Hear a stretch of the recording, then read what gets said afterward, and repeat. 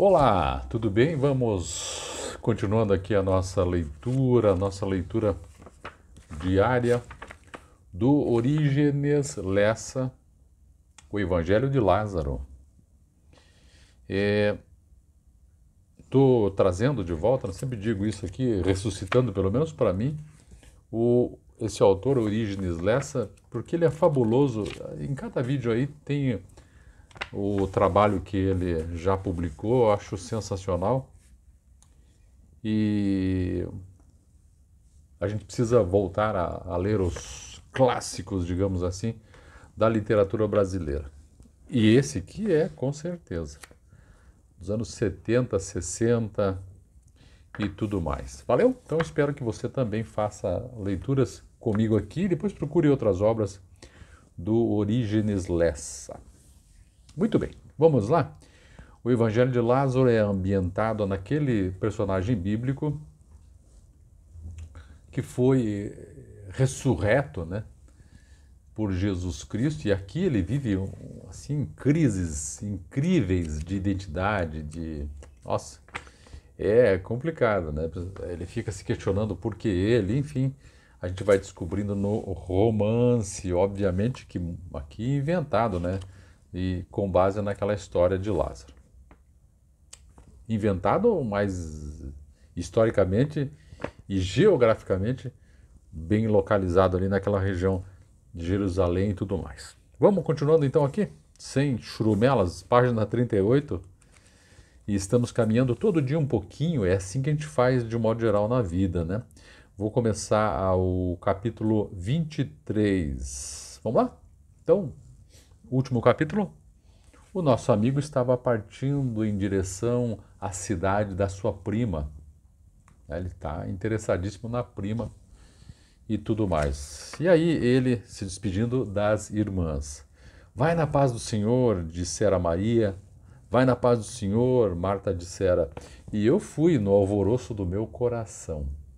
Será que ele contou para as irmãs o que ia fazer lá e o que a cabeça dele estava inventando? A marcha até lá, a marcha me pareceu lenta. É possível que não fosse montado na jumentinha que o oleiro Joaquim, filho do Eleazar, também filho de Semei, todo mundo ali oleiro, me cedera. Meu coração batia com o acompanhamento de alaúdes e cítaras, como nas horas em que os salmos se cantam. Choveu? Não sei. Fez sol? Não sei. Fazia sol dentro de mim. No primeiro dia da semana seguinte, cheguei a Gadara.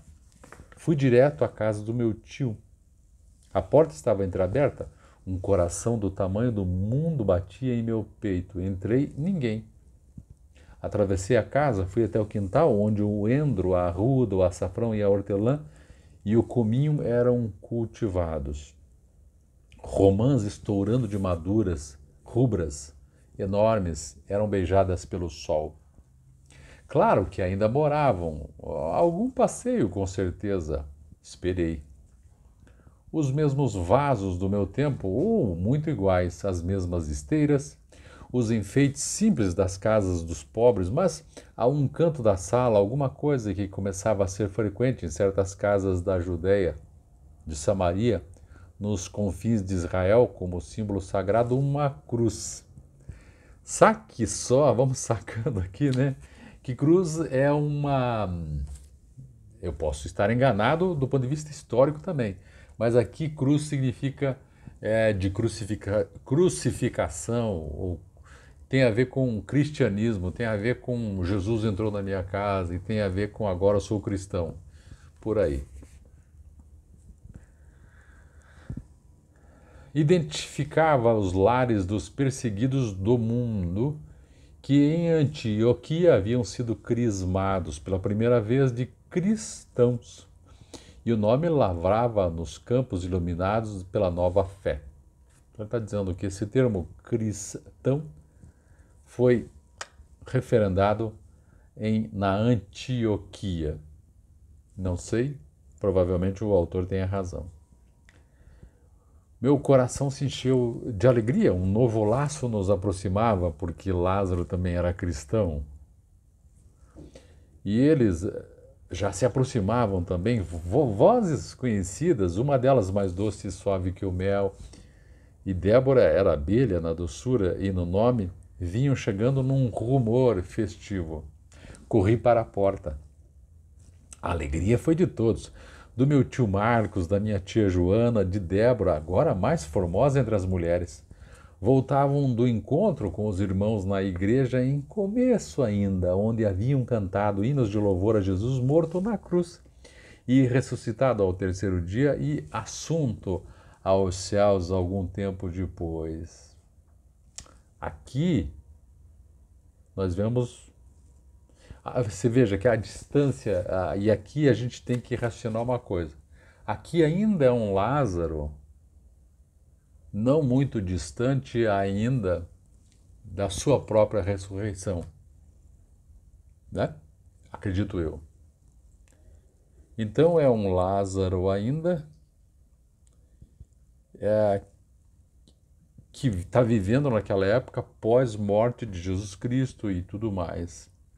E se veja que aqui então, não sei quanto tempo, que o autor não nos deixa entrever, mas não faz muito tempo aqui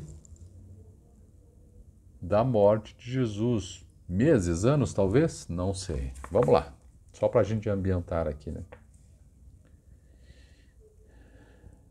Minha tia se apressou a trazer-me num copo de barro um vinho leve de romã, com certeza feito pelas mãos de Débora, com os frutos da árvore que eu pouco antes admirara na plenitude de sua força. Mas os cuidados caseiros logo ocuparam Joana, minha tia, e Marcos teve que sair. Na motivação vi confirmado que se tornara cristão. Sair a visitar enfermos, ia levar um pão caseiro a alguém que penava no cárcere. Veja a característica aqui, eu sei que tem muito do autor, mas a característica do cristão aqui se diferenciava um pouco daquele judeu lá, dos judeus de um modo geral, porque esse aqui fazia mais caridade. Lembra-se que Jesus Cristo disse de amar o próximo como a ti mesmo. É o grande fundamento aqui também do cristianismo, e é isso que eles estavam fazendo, iam visitar enfermos, levar um pão caseiro a alguém que estava preso. Vamos lá, ficamos a sós na sala, ele e a prima, ele e a Débora. Nosso passado comum, antes contido pela existência de Selené, que ficar em Betânia, não permitiria de início uma explosão maior de sentimentos. Doçura, vê-la e contemplá-la, felicidade, estar perto, esperança na beleza antiga de seus olhos. Para recomeço de vida já bastava. As palavras iam saindo menos dos lábios que dos olhos. E eu fui sentindo, aos poucos, nos olhos de Débora, tão bons uma vaga distância. Não aquele jeito chegado de outros tempos, né, de outrora. Afinal, os lábios disseram o que os olhos queriam dizer. Meu Deus, está tudo muito bom para ser verdade, né? Por que nunca falaste? E vendo o meu silêncio comovido. Foi pena, Lázaro. Devias ter contado. Teria feito tanto bem a nós dois, teríamos acreditado antes. Conheceríamos antes o nosso Salvador. Eu acho que ele está se referindo ao fato de que ele e não tinha contado antes, que ele tinha sido ressurreto, ele era a prova viva de Jesus Cristo e tudo mais. Né? Ainda não está falando de amor, parece-me, né? Não sei. Continuando aqui. Senti-me pequeno, pequenininho, menor ainda quando Débora aproveitou e acrescentou. Foi pena, principalmente por causa do Rabino, coitado. Ele morreu pouco depois. O Rabino morreu sem saber que Cristo ressuscitava, que te havia ressuscitado. Quando, muito mais tarde, soubemos do glorioso milagre que Jesus realizou em ti e do bem que poderias ter feito ao velho Rabino, tão sofredor, tão nosso amigo.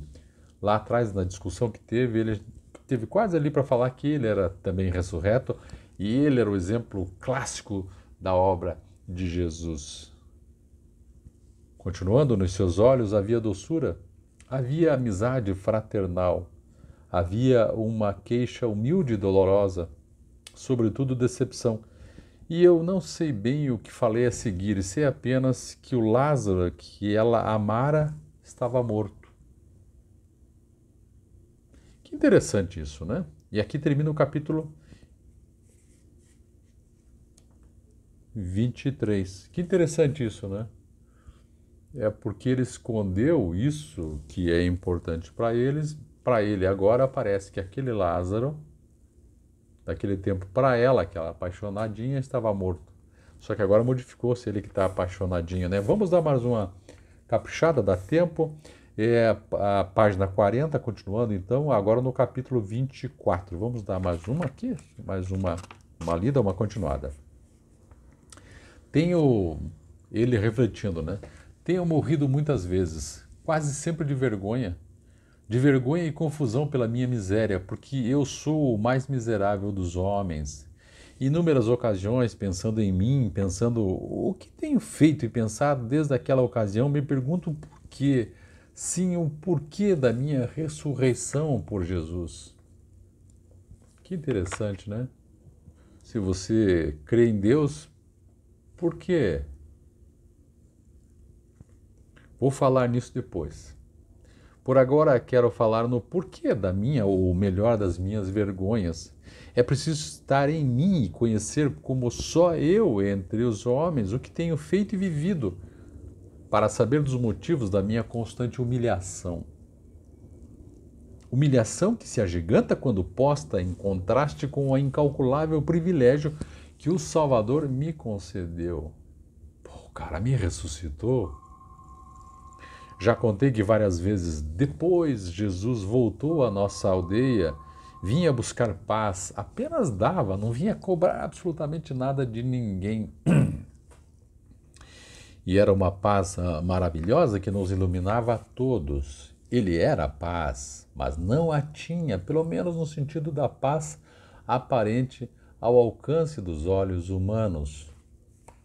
Porque ele estava sendo perseguido e ele sabia, Jesus sabia que a coisa estava se encaminhando para dali um pouco ele acabar.